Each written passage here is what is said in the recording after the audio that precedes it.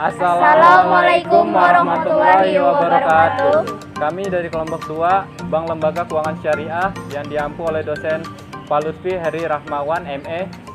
Prodi Akuntansi Syariah, kelas A semester 3. Berikut video persembahan dari kami. Happy watching!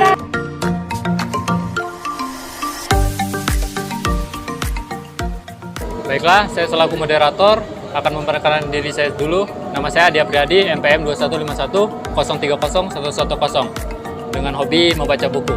Berikut rekan-rekan saya akan memperkenalkan dirinya masing-masing.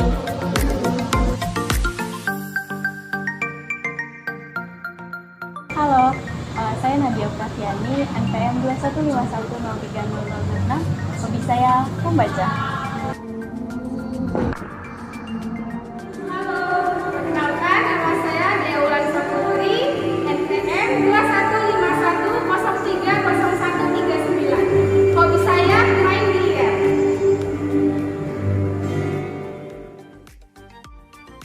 Halo guys, perkenalkan nama saya adalah Sabila Febriani dengan NPM 2151030003. Baiklah, di sini hobi saya adalah membaca.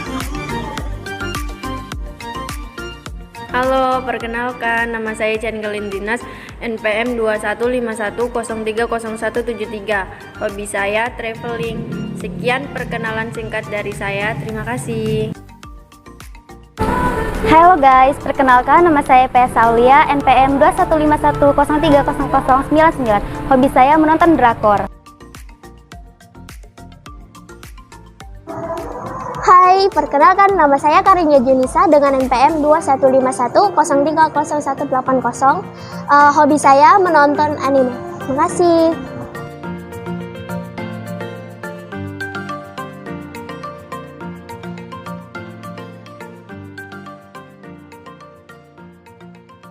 Kemarin aku lihat story kamu, motor kamu hilang ya?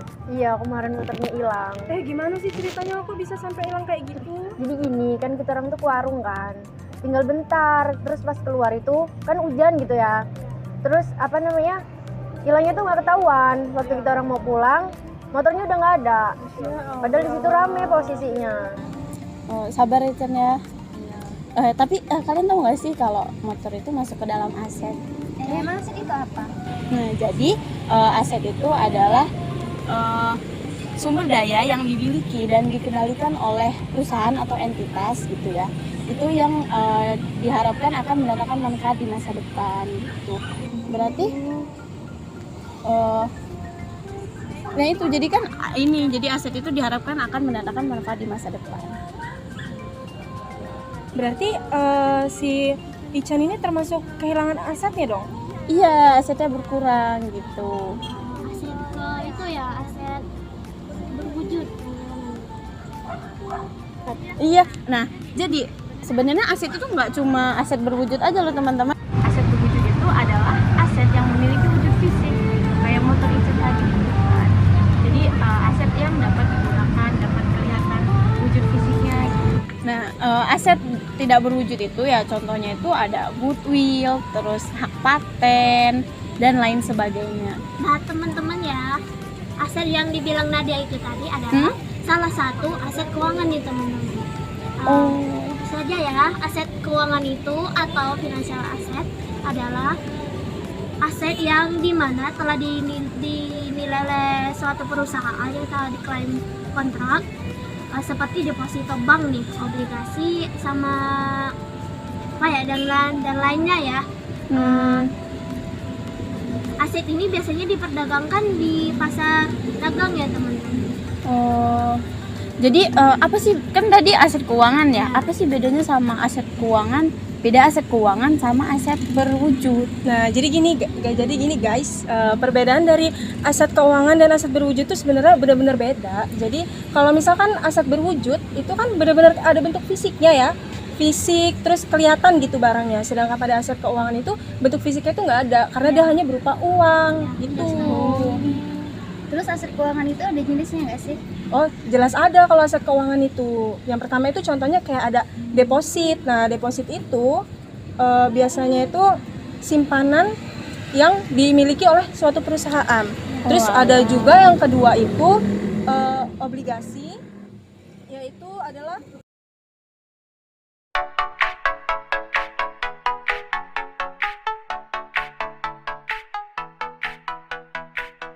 Permisi Mbak-mbak, saya ingin ngantar bilnya, mohon dilihat. Iya, sama-sama.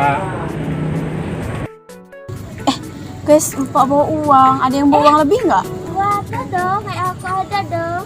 Banyak nih. iya makasih. Coba lihat dulu nanti dulu bentar. Kamu orang pernah berpikir nggak sih? Ini kira-kira kertas ini, uang kertas terbuat dari apa ya? Ada yang Iya tahu ya. nggak coba? Terbuat dari apa ya? Ini uang tuh bukan terbuat dari kertas aja loh. Uang tuh juga ada yang terbuat dari logam gitu nah. Terus itu tuh uang kertas sama uang logam itu tuh termasuk dalam klasifikasi berdasarkan bahannya gitu nah.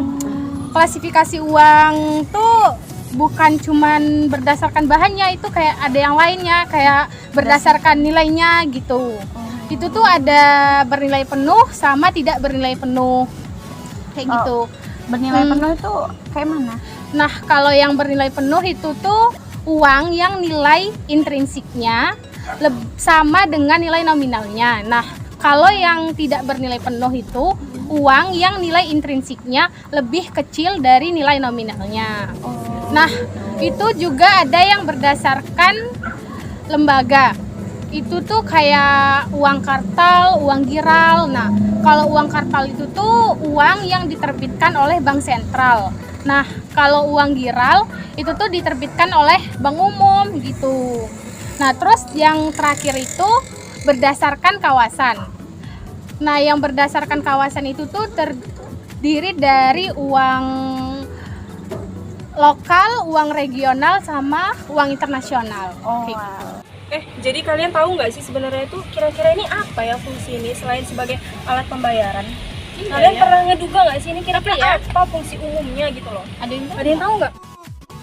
Jadi fungsi uang ini terbagi menjadi 4, media pertukaran, satuan hitung, alat menyimpan nilai, dan standar pembayaran tunda. Oh iya, omong-omong, uang ini ada sistemnya nggak sih? Ada tahu. Apa? Nah, sistem keuangan itu kumpulan lembaga keuangan dan kebijakan pemerintah di dalam bidang ekonomi untuk memperlancar semua transaksi keuangan. Sistem keuangan memiliki peranan yang sangat penting untuk tatanan sebuah negara. Apa sih fungsi sistem keuangan itu? Nah, jadi fungsi sistem keuangan itu yang pertama ada fungsi kredit, yang kedua fungsi pembayaran, yang ketiga fungsi resiko, dan yang keempat itu fungsi kebijakan. Gitu. Ini kita udah jam segini teman-teman. Oh iya ya. Yuk kita pulang yuk. Iya.